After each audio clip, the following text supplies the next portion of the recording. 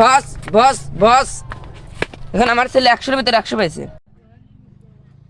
ধুর, এখানে তো দেখাই যাচ্ছে তোমার ছেলে চিট করেছে। 2টা শূন্য ছিল, সামনে 1 বসাই দিছে। তোমার ছেলে একটা চিটার। আজ থেকে তোর খেলাধুলা বন্ধ।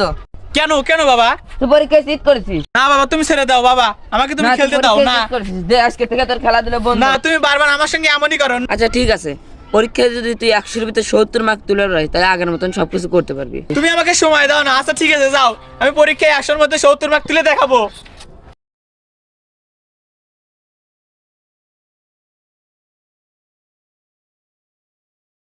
তোমার বাবা কাজ করতে গিয়ে স্টক করে মারা গিয়েছে।